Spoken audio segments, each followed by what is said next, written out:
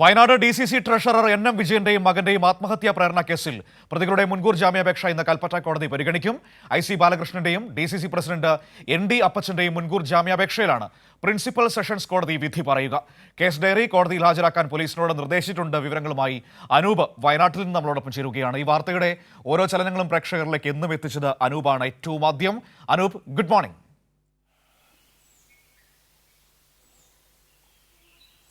Manu, good morning. Anoop, ഇന്ന് ഈ IC ബാലകൃഷ്ണന്റെയും ND അപ്പച്ചന്റെയും മുൻകൂർ ജാമ്യാപേക്ഷയിൽ വിധി പറയാനുള്ള സാധ്യതയാണ് നമ്മൾ കാണുന്നത്. ഇന്ന് വരെ ഇരുവരുടെയും അറസ്റ്റ് വിലക്കിയിട്ടുണ്ട് കോടതി.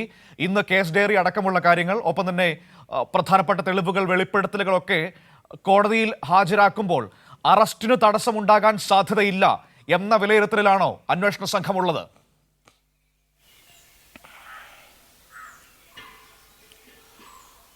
അതെ, ആ രീതിയിൽ ശക്തമായ ഒരു റിപ്പോർട്ടാണ് കോടതിയിൽ ഇന്ന് പോലീസ് സമർപ്പിക്കാനിരിക്കുന്നത്. 3 പേരാണ് NM വിജയന്റെ മകന്റെ ആത്മഹത്യാ പ്രേരണ കേസുമായി ബന്ധപ്പെട്ട് പ്രതിപട്ടികയിലുള്ളത്. അതിൽ ആദ്യത്തേത് IC ബാലകൃഷ്ണനാണ്, രണ്ടാമത് DCC പ്രസിഡന്റ് ND അപ്പച്ചൻ, മൂന്നാമത് KK ഗോപിനാഥൻ മാസ്റ്റർ, കോൺഗ്രസ് നേതാവ്.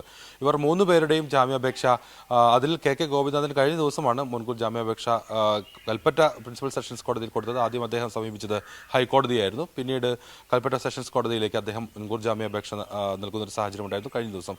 ഏതായാലും 3 പേരുടെ ജാമ്യാപേക്ഷയിൽ 2 പേരുടേതാണ് ഇന്ന് പരിഗണിക്കുന്നത്. ബത്തേരി MLA IC ബാലകൃഷ്ണന്റെയും അതോടൊപ്പം DCC പ്രസിഡന്റ് ND അപ്പച്ചന്റെയും. ഇരുവരെയും സംബന്ധിച്ച് ഇത് വളരെ നിർണായകമാണ്. പ്രധാനമായും ഇവർ ഒളിവിലാണ്. കഴിഞ്ഞ 5 ദിവസങ്ങൾക്ക് മുമ്പാണ് കോടതി ഇത് ഈ മുൻകൂർ ജാമ്യാപേക്ഷ പരിഗണിച്ചത്. ആ സമയത്ത് കോടതി ഇതുമായി ബന്ധപ്പെട്ട് ഒരു 5 ദിവസം അറസ്റ്റ് ഉൾപ്പെടെയുള്ള നടപടികൾ വേണ്ട, MLA ഉൾപ്പെടെയുള്ള ആളുകളാണ്, അവർ വിശദമായ വാദം കേട്ടതിന് ശേഷം 15-ന് തീരുമാനിക്കാമെന്നൊരു തീരുമാനത്തിലേക്ക് കോടതി എത്തുകയായിരുന്നു. പോലീസിനോട് വിശദമായ കേസ് ഡയറി ആ ഘട്ടത്തിൽ സമർപ്പിക്കാൻ കോടതി നിർദ്ദേശിച്ചു. അതിന്റെ അടിസ്ഥാനത്തിൽ വിശദമായ വാദം കേട്ടതിന് ശേഷമായിരിക്കുന്ന തീരുമാനം. രാവിലെ തന്നെ ഇതുമായി ബന്ധപ്പെട്ട കേസ് പരിഗണിക്കാനാണ് സാധ്യത, മുൻകൂർ ജാമ്യാപേക്ഷ പരിഗണിക്കാനാണ് സാധ്യത. ഏതായാലും അവർ അന്നു മുതൽ തന്നെ അറസ്റ്റ് ഭയന്ന് ഒളിവിലാണ്. അറസ്റ്റ് കോടതി വാക്കാൽ തടഞ്ഞിട്ടുണ്ടെങ്കിലും ഈ കേസുമായി ബന്ധപ്പെട്ടുള്ള അന്വേഷണവും അതുമായി ബന്ധപ്പെട്ടുള്ള ചോദ്യം ചെയ്യലിനെല്ലാം പോലീസിന് ആവശ്യമായ നടപടികളെടുക്കാം. അതുമാത്രമല്ല, വിജിലൻസ് ഉൾപ്പെടെ ഈ കേസിൽ അന്വേഷിക്കുന്നുണ്ട്. വിജിലൻസിനും ഇവരുടെ മൊഴി പ്രാഥമിക അന്വേഷണ ഘട്ടത്തിൽ എടുക്കേണ്ട സാഹചര്യമുണ്ട്. എന്നാൽ പോലീസിനോ വിജിലൻസിനോ മൊഴിയെടുക്കാൻ പറ്റാത്തൊരു സാഹചര്യം നിലവിലുണ്ട്. അവർ ഇരുവരും ഈ കേസുമായി ബന്ധപ്പെട്ട് ആരോപണം ഉയർന്ന ഉടൻ തന്നെ ഒളിവിൽ പോകുന്ന സാഹചര്യമുണ്ടായി. കർണാടകയിലുണ്ട് എന്നാണ് IC ബാലകൃഷ്ണൻ MLA ഒരു വീഡിയോ സന്ദേശത്തിൽ മാധ്യമങ്ങൾക്ക് നൽകിയത്. എന്നാൽ പിന്നീട് അടുത്ത ദിവസം അദ്ദേഹം ഇവിടേക്ക് എത്തുമെന്നെല്ലാം പറഞ്ഞു. എന്നാൽ നിയമോപദേശം മറ്റും കാരണം, അല്ലെങ്കിൽ നിയമോപദേശത്തിന്റെ അടിസ്ഥാനത്തിൽ അദ്ദേഹം കർണാടകയിൽ തന്നെ തുടരുന്ന ഒരു സാഹചര്യമായിരുന്നു ഉണ്ടായിരുന്നത്. ആ വിധത്തിൽ ഇപ്പോഴും അത് നീളുകയാണ്. അതേസമയം ND അപ്പച്ചൻ എവിടെയാണ് എന്നതിനെക്കുറിച്ച് ഒരു വ്യക്തതയുമില്ല. അദ്ദേഹത്തിന്റെ വീഡിയോ സന്ദേശങ്ങളോ അല്ലെങ്കിൽ ആ വിധത്തിൽ മറ്റ് അദ്ദേഹം എവിടെയാണെന്ന് അറിയിക്കുന്ന വിധത്തിലുള്ള മറ്റ് തെളിവുകളോ കാര്യങ്ങളൊന്നും തന്നെയില്ല. KK ഗോപിനാഥൻ മാസ്റ്റർ അന്ന് തന്നെ വയനാട് വിട്ടതാണ്. അദ്ദേഹവും എവിടെയാണെന്ന് അറിയില്ല. ഏതായാലും ഇതാണ് സാഹചര്യം. കോൺഗ്രസിന് തന്നെ ഇവർ എവിടെയാണ് എന്നറിയില്ല എന്നാണ് പ്രതിപക്ഷ നേതാവ് VD സതീശൻ കഴിഞ്ഞ ദിവസം പറഞ്ഞത്. കാര്യമുണ്ട് അനൂപ്, ഇത്രയും വലിയൊരു കേസായിട്ട് ഒരു പ്രധാനപ്പെട്ട നേതാവും അയാളുടെ മകനും ആത്മഹത്യ ചെയ്ത അല്ലെങ്കിൽ മരിച്ച കേസായിട്ട് പോലും കോൺഗ്രസ് അതിനോട് സ്വീകരിക്കുന്ന ഒരു സമീപനം നമ്മൾ എടുത്തു പറയേണ്ടതല്ലേ? ഇന്നലെ KPCC അധ്യക്ഷൻ K സുധാകരൻ സത്യം പറഞ്ഞാൽ എന്നെ അത്ഭുതപ്പെടുത്തി കളഞ്ഞു. അദ്ദേഹത്തോട് ഈ IC ബാലകൃഷ്ണന്റെ കാര്യം ചോദിച്ചപ്പോൾ ഇങ്ങനെ ഒളിവിൽ കഴിയുന്നതൊക്കെ സാധാരണമല്ലേ എന്നൊരു മറുപടിയാണ് അദ്ദേഹം തിരിച്ച് നമ്മളോട് ചോദിച്ചത്. സത്യത്തിൽ അത്ഭുതപ്പെടുത്തുന്നുണ്ട് കോൺഗ്രസ് നേതൃത്വം സ്വീകരിക്കുന്ന ഈ സമീപനം. അതും പരസ്യമായി അവർ പറയുകയാണ്, ഇതൊക്കെ ഒരു സാധാരണ നടപടിയല്ലേ ഒളിവിൽ കഴിയുന്നതൊക്കെ. നമ്മൾ പൊതുസമൂഹത്തിന് മുൻപിൽ ഒരുപാട് ഉത്തരവാദിത്വമുള്ള നേതാക്കളും ജനപ്രതിനിധികളും ഒക്കെ ഇങ്ങനെ പറയുമ്പോൾ അനൂപ്, എങ്ങനെയാണ് നമ്മൾ ഈ കേസിനെ അല്ലെങ്കിൽ അവരുടെ സമീപനത്തെ വിലയിരുത്തേണ്ടത്?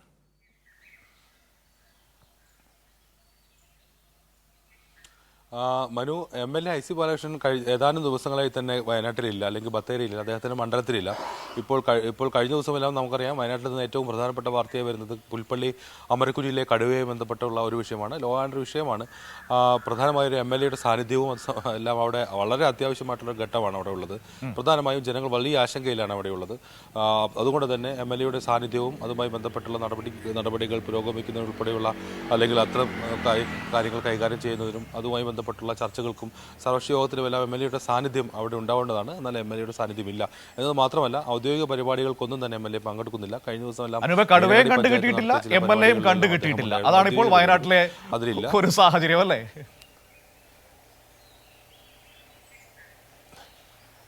അതെ മനു, അതെ അതെ അതെ അതെ ആ വിധത്തിലാണ് കാര്യം. കടുവയ്ക്ക് വേണ്ടിയുള്ള തെരച്ചിൽ ഏതായാലും നാലാം ദിവസവും വളരെ സജീവമായി തന്നെ നടക്കുന്നു. അതേസമയം MLA IC ബാലകൃഷ്ണൻ അദ്ദേഹത്തിൻ്റെ ഒളിവ് ജീവിതം തുടരുകയുമാണ്. ഇന്ന് മുൻകൂർ ജാമ്യാപേക്ഷ അവരെ സംബന്ധിച്ചിടത്തോളം വലിയ നിർണായകമാണ്. മുൻകൂർ ജാമ്യാപേക്ഷ പരിഗണിക്കുന്നത് ഏത് വിധത്തിലാണ് എന്നതിനനുസരിച്ചായിരിക്കും ഇനി അവരുടെ സാന്നിധ്യം മണ്ഡലത്തിലും പൊതുവിൽ വയനാട്ടിലെല്ലാം ഉണ്ടാവുക. ഏതായാലും കഴിഞ്ഞ ദിവസമെല്ലാം VD സതീശൻ പ്രതിപക്ഷ നേതാവ് വയനാട്ടിലെത്തിയപ്പോഴൊന്നും തന്നെ നിർണായകമായ ചില ഇടപെടലുകളെല്ലാം അദ്ദേഹത്തിന് മാത്രമുണ്ടായിരുന്നു. പ്രത്യേകിച്ച് ആ കുടുംബത്തെ കണ്ട് രഹസ്യമായി കൂടിക്കാഴ്ച നടത്തുകയും മറ്റു ചില സാമ്പത്തിക ഇടപാടുകളുമായി ബന്ധപ്പെട്ട് ഉയർന്നു വന്ന പരാതികൾ പരിഹരിക്കുന്നതിന് വേണ്ടിയിട്ട് ഇടപെടലുകളെല്ലാം ഉണ്ടായിരുന്നു. ഏതായാലും ആ അവസരങ്ങളിലൊന്നും MLA ഒരു സാന്നിധ്യം ഉണ്ടായിരുന്നില്ലെങ്കിലും MLA വഴി ആ വിധത്തിലുള്ള ചില ഒത്തുതീർപ്പുകളെല്ലാം മറ്റും നടക്കുന്നു എന്നുള്ള കാര്യം കൂടി നാം കഴിഞ്ഞ ദിവസം കണ്ടതാണ്. അദ്ദേഹം ഒളിവിലാണെങ്കിലും അദ്ദേഹത്തിന് പേരിൽ ഉയർന്നു വന്നിട്ടുള്ള പുതിയ ഏതാനും പരാതികളുണ്ട്. ആ പരാതികളിൽ മേലുള്ള ഒത്തുതീർപ്പുകൾ അദ്ദേഹത്തിന് ഇടനിലക്കാർ വഴി നടത്തുന്നുണ്ട് എന്നുള്ളതാണ് നാം ഇന്നലെ പുറത്തുവിട്ട കാര്യം. പ്രത്യേകിച്ച് ഈ അനീഷ് ജോസഫിൻ്റെ 15 ലക്ഷം കോഴ ഇടപാടുമായി ബന്ധപ്പെട്ടുള്ള കാര്യങ്ങളിലെല്ലാം അദ്ദേഹത്തിൻ്റെ ഓഫീസ് ഇടപെട്ടാണ് അഴിമതി നടത്തിയത്. അതിൽ ചില ഒത്തുതീർപ്പ് ശ്രമങ്ങൾ കഴിഞ്ഞ ദിവസം നടന്നു. 5 ലക്ഷം രൂപ ആദ്യം നൽകാം, പിന്നെ ഈ കേസുമായി മുന്നോട്ട് പോകരുത്, ഇത് നിയമനവുമായി ബന്ധപ്പെട്ട പണമിടപാടെന്ന് പറയരുത് എന്നതെല്ലാമുള്ള നിർദ്ദേശങ്ങൾ വെച്ചാണ് ആ ഒത്തുതീർപ്പ് നടന്നത്. ഏതായാലും ആ വിധത്തിൽ ഈ MLA ഓഫീസ് ഇടപെട്ട് നടത്തിയ അഴിമതിയിൽ എല്ലാമുള്ള ഒരു ഇടപെടലെല്ലാം ആ വിധത്തേക്ക് നടക്കുന്നുണ്ട്. അതെല്ലാം ഈ മുൻകൂർ ജാമ്യാപേക്ഷ പരിഗണിക്കുന്ന ഒരു പ്രതിയുടെ അല്ലെങ്കിൽ ഒരു കേസിൻ്റെ പശ്ചാത്തലത്തിലാണ് എന്നുള്ളത് വളരെ ഗൗരവമുള്ള കാര്യമാണ്. ഒരുപക്ഷെ അതെല്ലാം പോലീസിന് അല്ലെങ്കിൽ പ്രോസിക്യൂഷന് കോടതിയിൽ പറയേണ്ടി വരുന്ന സാഹചര്യമെല്ലാം ഉണ്ടാവും. ഏതായാലും ആ വിധത്തിലാണ് മനു സാഹചര്യങ്ങൾ. 3 പേരും ഒളിവിലാണ്. ഇന്ന് നിർണായകമായ മുൻകൂർ ജാമ്യാപേക്ഷ പരിഗണിക്കാനിരിക്കുകയാണ്. പോലീസ് അതിശക്തമായ അന്വേഷണ റിപ്പോർട്ടാണ്, അനുബന്ധ തെളിവുകളാണ് ഇന്ന് കോടതിയിൽ സമർപ്പിക്കാനിരിക്കുന്നത്. കഴിഞ്ഞ ദിവസവും പോലീസ് അക്കാര്യം വ്യക്തമാക്കിയിരുന്നു. പ്രോസിക്യൂഷനും ശക്തമായ എതിർവാദങ്ങൾ തന്നെ നിരത്തും. ഏതായാലും അതിൻ്റെ അടിസ്ഥാനത്തിലായിരിക്കും ഇന്ന് രാവിലെ തന്നെ ഇത് സംബന്ധിച്ചൊരു വിധി ഉണ്ടാവുക എന്നാണ് പ്രതീക്ഷിക്കുന്നത്. ഓക്കെ അനൂപ്, അത് അങ്ങനെ നിൽക്കുമ്പോൾ തന്നെ വളരെ പ്രധാനപ്പെട്ട മറ്റൊരു കാര്യം കൂടി ഈ കേസുമായി ബന്ധപ്പെട്ട് പറയാനുണ്ടല്ലോ. ഇന്നലെ ഈ ബെന്നി കൈനിക്കൽ IC ബാലകൃഷ്ണൻ മുൻ പേഴ്സണൽ സ്റ്റാഫ് അയാൾ ഈ അനീഷ് ജോസഫ് എന്ന് പറയുന്ന ആളുടെ കയ്യിൽ നിന്ന് പണം വാങ്ങിയിരുന്നല്ലോ IC ബാലകൃഷ്ണന് വേണ്ടിയിട്ട് 15 ലക്ഷം രൂപ വാങ്ങിയിട്ടുണ്ടായിരുന്നു. നമ്മളത് പുറത്തു കൊണ്ടുവന്നിരുന്നു. അപ്പോൾ നമ്മുടെ വാർത്ത വന്നതിനെ തുടർന്ന് അതിൻ്റെ ഒത്തുതീർപ്പ് ശ്രമങ്ങൾ നടത്തുന്നുണ്ടായിരുന്നല്ലോ. ഈ ബെന്നി അനീഷിനെ ഫോൺ വിളിക്കുകയും പണം നൽകാം എന്നൊക്കെ പറയുകയും ചെയ്തല്ലോ. അതിൻ്റെ ഒരു തുടർച്ച എന്തെങ്കിലും സംഭവിച്ചിട്ടുണ്ടോ പിന്നീട്?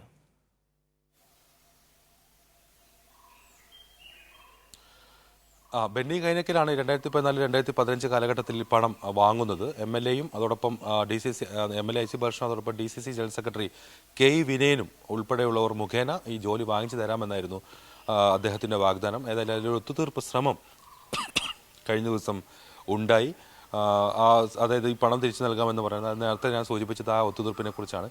ഏതായാലും ആ വിവരങ്ങൾ അല്ലെങ്കിൽ അത്തരത്തിലുള്ള ഒത്തുതീർപ്പ് ശ്രമങ്ങൾ ഇപ്പോഴും നടക്കുന്നുണ്ട് എന്നാണ് മനസ്സിലാക്കാൻ സാധിക്കുന്നത്. ഇപ്പോൾ നാം വാർത്ത നൽകിയതിന് പിന്നാലെ തന്നെ ആ ഒത്തുതീർപ്പ് ശ്രമങ്ങൾ നടന്നതാണ്. പിന്നീട് മറ്റ് ചില മാധ്യമങ്ങൾ അനീഷ് ജോസഫിനെ ബന്ധപ്പെട്ടപ്പോൾ അനീഷ് ജോസഫ് പറഞ്ഞത് എനിക്ക് ഒരു പ്രശ്നമില്ല, അത് ഞാൻ MLA ആയിട്ട് അല്ലെങ്കിൽ MLAയുടെ ഓഫീസ് സ്റ്റാഫായിട്ടുള്ള ബെന്നി കൈനിക്കലുമായി ബന്ധപ്പെട്ട് സംസാരിച്ച് തീർത്തു, എനിക്ക് പണം തരാമെന്ന് പറഞ്ഞു എന്ന് അദ്ദേഹം സ്ഥിരീകരിച്ച് പറയുകയുണ്ടായി. ഏതായാലും അതോടുകൂടി ആ പരാതി പിൻവലിക്കാനുള്ള ഒരു സാധ്യതയും ഏറെയാണ്. ഏതായാലും ആ ഒത്തുതീർപ്പ് ശ്രമം ഈ വിധത്തിൽ ഈ കേസിനെ സംബന്ധിച്ച് അല്ലെങ്കിൽ ഈ കേസിന് ആസ്പദമായ സംഭവങ്ങളിൽ വളരെ പ്രധാനപ്പെട്ടതാണ്. ആ ഒത്തുതീർപ്പ് ഏതായാലും ഈ വിധത്തിൽ സാക്ഷികളെയും അല്ലെങ്കിൽ പ്രതികളെയും ഈ ഇതുമായി ബന്ധപ്പെട്ട് ഉയർന്നു വന്ന പരാതിക്കാരെയും എല്ലാം അട്ടിമറിക്കാൻ അവർ നടത്തുന്ന സജീവമായ ശ്രമങ്ങൾ KPC സമിതി സന്ദർശിച്ച ശേഷം നടത്തുന്ന ശ്രമങ്ങൾക്ക് തെളിവാണ്. അനൂപ്, ഇന്നലെ ഈ കടുവയുടെ പുറകിലായപ്പോൾ ശ്രദ്ധിക്കാതെ പോയ കാര്യമുണ്ട്. അനൂപ് കൊണ്ടുവന്ന ഈ ബെന്നി കൈനിക്കലിന്റെ വാർത്തയുണ്ടല്ലോ, അത് ഇന്നലെ മറ്റു ചിലർ അവരുടെ സ്വന്തം വാർത്തയായി അവതരിപ്പിക്കാൻ ശ്രമിക്കുന്നുണ്ടായിരുന്നു. അനൂപ് അത് ശ്രദ്ധിച്ചിരുന്നോ?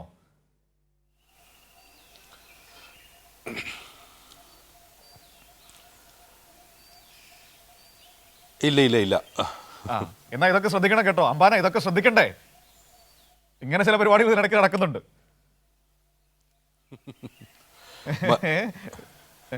മനു, അത് ആദ്യഘട്ടം മുതൽ നാം കണ്ടതാണ്. നമ്മൾ ആദ്യഘട്ടം മുതൽ തന്നെ ആ വിധത്തിൽ ചില പ്രമുഖർ ഈ വിധത്തിൽ ചില അവകാശവാദങ്ങളെല്ലാം ഉന്നയിക്കുന്നുണ്ടായിരുന്നു. ഏതായാലും എൻ എം വിജയന്റെ മരണം 24-നാണ് ആത്മഹത്യാ ശ്രമം നടക്കുന്നത്. അതിനുശേഷം 27 വരെ അന്തരീക്ഷത്തിൽ അല്ലെങ്കിൽ ഈ വയനാട്ടിൽ മാധ്യമപ്രവർത്തനം എല്ലാവർക്കും അറിയാം എൻ എം വിജയേട്ടൻ്റെ സാഹചര്യത്തെക്കുറിച്ച്, ആ കേസിനെക്കുറിച്ച്, അതുമായി ബന്ധപ്പെട്ടുള്ള പശ്ചാത്തലത്തെക്കുറിച്ച് എല്ലാവർക്കും അറിയാം. ആ ബാങ്കിൽ ഏത് വിധത്തിലുള്ള വലിയ അഴിമതികളാണ് 2018 മുതൽ നടന്നതെന്നും കെ പി തോമസിന്റെ പുസ്തകം ഇറങ്ങിയത് 2019-ലാണ്. അദ്ദേഹം മുൻ ബാങ്ക് ചെയർമാനും മുൻ DCC പ്രസിഡന്റുമായിരുന്നു. അദ്ദേഹത്തിന്റെ പുസ്തകമെല്ലാം വലിയ വിവാദമായിരുന്നു വയനാട്ടിൽ. ആ കാലഘട്ടം മുതൽ പിന്നീട് ഇങ്ങോട്ട് നടന്ന സംഭവവികാസങ്ങളെല്ലാം തന്നെ പരിശോധിക്കുമ്പോൾ എൻ എം വിജയന്റെ മരണം ഒരു അസാധാരണമായ സംഭവമാണ് എന്ന് എല്ലാവർക്കും മനസ്സിലാക്കാൻ സാധിക്കുന്നതാണ്. 27-ന് അദ്ദേഹത്തിന്റെ മരണം സംബന്ധിച്ച് പിന്നീട് ആ സംഭവവികാസങ്ങളെല്ലാം പരിശോധിക്കുമ്പോൾ എല്ലാവർക്കും മനസ്സിലാവുന്ന ഒരു കാര്യമാണ്, അദ്ദേഹം വെറുതെ അങ്ങ് എല്ലാം ഉപേക്ഷിച്ച് പോകുന്ന ഒരാളല്ല. അത്രയും അനുഭവങ്ങൾ അദ്ദേഹത്തിനുണ്ടായിരുന്നു. അല്ലെങ്കിൽ അന്ന് DCC ട്രഷറായിരുന്ന അദ്ദേഹത്തിന് അറിയാത്ത സാമ്പത്തിക ഇടപാടുകൾ ഒന്നും തന്നെ ഉണ്ടാവില്ല എന്നതെല്ലാം എല്ലാവർക്കും അറിയുന്ന കാര്യമാണ്. അതിനുശേഷം പിന്നീട് ഈ കത്തിനെക്കുറിച്ചോ അല്ലെങ്കിൽ സംഭവത്തെക്കുറിച്ചോ പൂർണ്ണമായും അവഗണിക്കുന്ന ഒരു നിലപാടായിരുന്നു പൊതുവിൽ മാധ്യമങ്ങൾക്കുണ്ടായിരുന്നത്. എത്രയേറെ സംഭവങ്ങൾ പുറത്തു വന്നിട്ടും ചില മാധ്യമങ്ങളൊന്നും ഇപ്പോഴും അത് കൈകാര്യം ചെയ്യുന്ന രീതി ശ്രദ്ധിച്ചാൽ മനസ്സിലാകും ഏത് വിധത്തിലാണ് പലരും ഇക്കാര്യത്തിൽ സംരക്ഷിക്കപ്പെടുന്നതെന്ന്. ഏതായാലും ഈ ആത്മഹത്യാക്കുറിപ്പ് പുറത്തു വന്നതോടുകൂടിയാണ് ഈ സംഭവങ്ങളെല്ലാം അല്ലെങ്കിൽ ഈ ഇത്തരത്തിലുള്ള ചില എന്താ പറയുക ഇളവുകളെല്ലാം അട്ടിമറിക്കപ്പെടുന്നത്. ഏതായാലും അതിനുശേഷമാണ് ഈ വലിയ അവകാശവാദങ്ങൾ എല്ലാവരും ഏറ്റെടുക്കുന്നത്. ഏതായാലും നാം അതിൻ്റെ പ്രാധാന്യത്തെക്കുറിച്ച് അല്ലെങ്കിൽ അത്തരത്തിൽ ദാരുണമായ ഒരു മരണത്തെക്കുറിച്ച് മാനുഷികമായ ഒരു ആസ്പെക്ട് അല്ലെങ്കിൽ ഒരു പ്രേരണയോടുകൂടിയാണ് ആ സംഭവങ്ങളെ നോക്കിക്കാണുന്നത്. ആ വിഷയം പുറത്തു വരേണ്ടതാണ്. വളരെ ഗൗരവമായി നാം പൊതുസമൂഹം ചർച്ച ചെയ്യേണ്ടതാണ് എന്നുള്ളതാണ് അതിൻ്റെ പ്രാധാന്യം. അതിനെ തുടർന്ന് അതാണ് നാം മറ്റു കാര്യങ്ങളല്ല ഈ വിഷയവുമായി ബന്ധപ്പെട്ട് ഇത്തരത്തിൽ ദയനീയമായ ഒരു വഞ്ചന ഏറ്റുവാങ്ങിയ ഒരു കോൺഗ്രസ് നേതാവിൻ്റെ മരണം, അതിൻ്റെ പിന്നിലുള്ള കാരണങ്ങൾ പുറത്തു വരണമെന്ന ഒരു ദൃഢനിശ്ചയം അല്ലെങ്കിൽ അതുമായി ബന്ധപ്പെട്ടുള്ള കാര്യങ്ങളെല്ലാം പുറത്തു വരണമെന്ന ഒരു ആഗ്രഹം മാത്രമാണ് ഏതായാലും നമുക്ക് ഇക്കാര്യത്തിലുള്ളത്. ശരി, ഓക്കെ അനൂപ്. ഏതായാലും നല്ല ഉദ്ദേശത്തോടെ തന്നെയാണ് നമ്മൾ ആ വാർത്ത നൽകിയതും അതിന്റെ പുറകിൽ നിൽക്കുന്നത്. ഏതായാലും അനൂപ് നൽകിയ വാർത്തകൾ ഒരുപാട് പേർ ഇപ്പോൾ അതിന്റെ ഉത്തരവാദിത്വമൊക്കെ ഏറ്റെടുത്ത് ഞങ്ങളാണ് കൊണ്ടുവന്നത് എന്നൊക്കെ പറഞ്ഞു വരുന്നുണ്ട്. പക്ഷേ വാർത്ത കാണുന്നവർക്കറിയാം കൈരളി ന്യൂസ് ആയിരുന്നു അതിന്റെ പുറകിൽ, ഈ അനൂപായിരുന്നു, ഇപ്പോൾ നമ്മളോട് സംസാരിച്ച അനൂപാണ് അതിന്റെ ആദ്യ മിനിറ്റ് മുതൽ ഈ നിമിഷം വരെ ആ വാർത്തയുടെ പുറകിൽ ഇങ്ങനെ നിൽക്കുന്നത്. Okay Anoop, thank you.